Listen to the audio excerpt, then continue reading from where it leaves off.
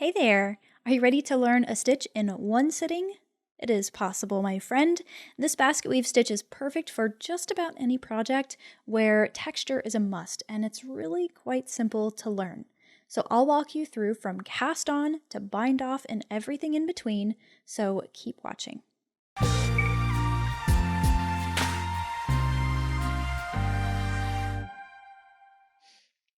All right, so the first thing you'll do is cast on a multiple of 6 plus 2, and then we're going to add 2 edge stitches. So for this little swatch that I'm working on, I'm using the long tail cast on. You can really use any method you prefer, but I am going to cast on 18, that's my multiple of 6, and then I will add 2, that brings me to 20, and then I will add an edge stitch for each side, and that'll give me 22 stitches. Now we'll be tracking 12 different rows for this stitch pattern multiple. A lot of them are very similar, so don't be intimidated by that. It's a pretty simple stitch pattern. For all of your row 1, we're just going to knit every stitch.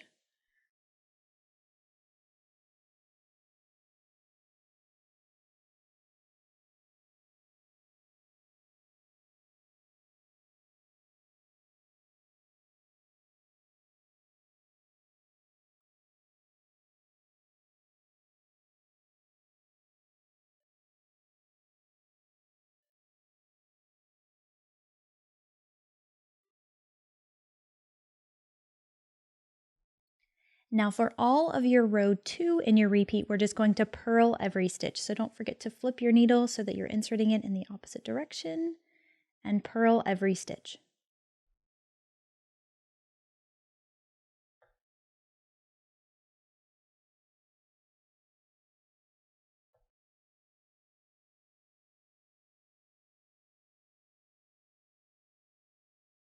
Now for your row 3 repeat, we'll do a little bit of alternating between knits and purls to get that basket weave pattern.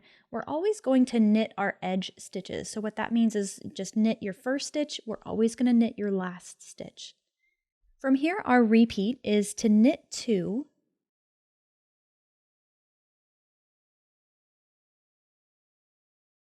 and then purl 4.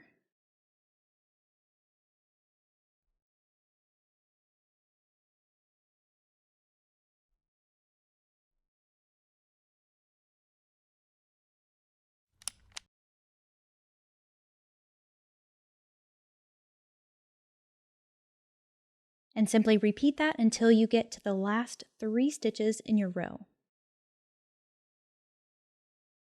Now let's take a quick glance here so you can read your knitting if this is a little unfamiliar to you. If you have to put this down, you really need to know where you're picking up. So if you're looking at your stitches and you can sort of see the little V there, that's how you know those are knits. And when you're looking at these, see how they sort of have little bars right underneath the needle? Those are purls. So I've made 2 knits, I've made 2 purls so far. That way, if I were to pick this back up, I know I would need to make 2 more purls because my repeat is knit 2, purl 4. And there you can see those 4 bars, 4 purls. I'm ready to go. Now when you have 3 remaining on your last needle here, we're ready to work just this last little repeat. We're still sort of doing the same stitch repeat. We're going to knit 2, but we're breaking it up here because remember, we're always knitting those edge stitches. And so we're going to knit this last stitch as well. Now for row 4, we're going to knit the knits and purl the purls. I have 3 purls here. That means I'm going to purl them.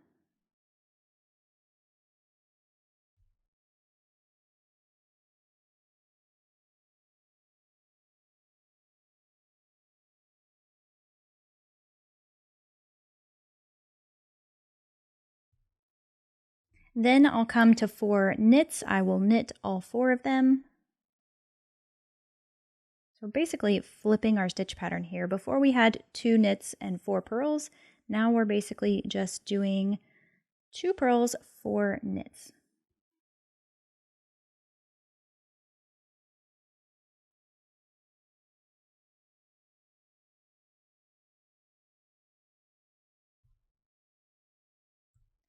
Now row 5 is a repeat of row 3. What you'll do is knit both of your edge stitches, so your first and your last, and then we'll knit 2, purl 4.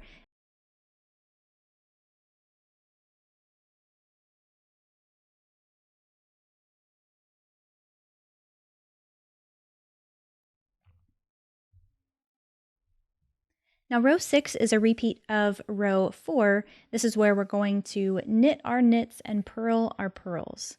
Again, we're starting here with 3 purls because those last 3 on the previous row were 3 knits. So we're just looking at the reverse here of each of those stitches and working in the manner that they present. That's some lingo that you might see on patterns.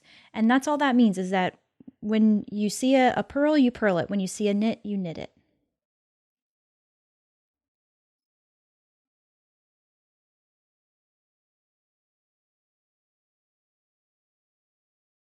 All right, now for row 7, we're going to knit all stitches. And by the way, your odd numbered rows is the right side of the work. So as I'm looking at this, this is the right side of the work. One thing I'll note about this though is that it's technically not a reversible stitch pattern, meaning it doesn't look exactly the same on both sides, but it is reversible in the sense that it still looks like a basket weave on either side. But because the stitches are opposite of one another, it just looks a little different from one side to the next, but it still looks good enough to make like a scarf or something like that out of the stitch pattern. Now for row 8, we're going to purl all of our stitches.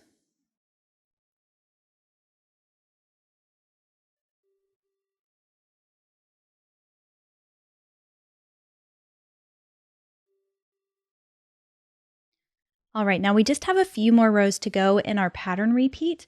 We're on row 9 now, and we're going to knit both of our edge stitches. So that means we're going to knit the first and the last stitch.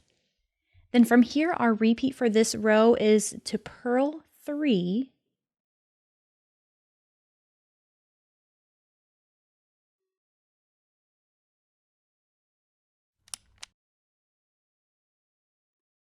knit 2,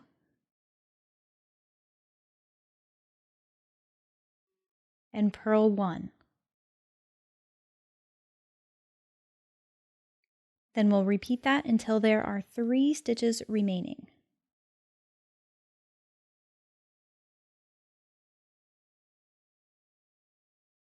From there, you will purl those 2 second to last stitches, and then you're going to knit your edge stitch.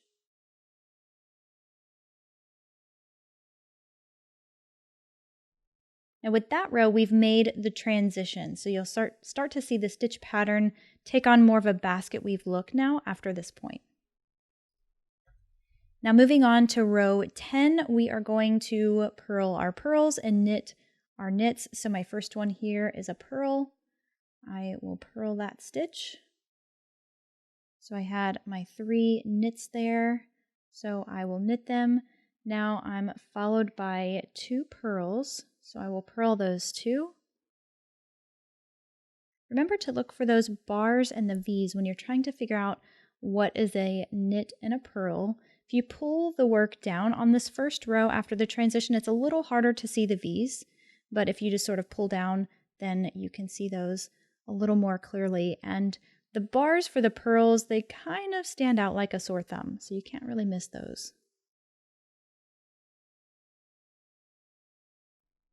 Now row 11 is a repeat of row 9. We're going to knit our edge stitches, so first and last, and then we will do the repeat, purl 3, knit 2, purl 1. We'll repeat that to the last 3 stitches in our row.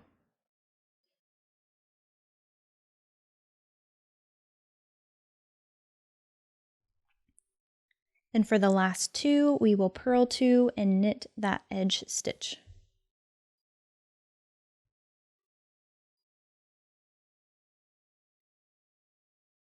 Now for row 12, we will knit our knits and purl our purls.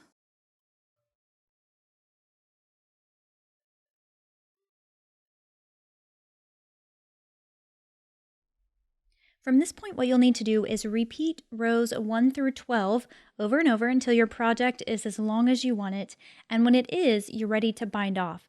Now, I like to bind off on row 1 for this pattern because it's really the most simple row in the whole pattern repeat, and it sort of keeps things complete so we're not breaking up the stitch pattern.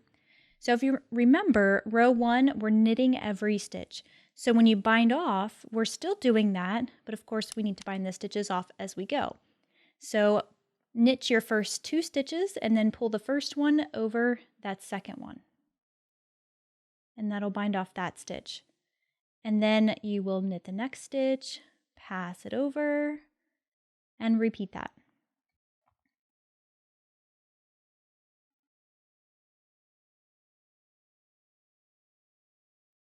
Now, I would love to hear from you in the comments section. What projects do you plan on making with this stitch pattern? And is there any patterns that you would recommend that I try to teach using this stitch pattern? Leave that in the comments section below. I would love to read that and love to know what you would like to create with the stitch pattern.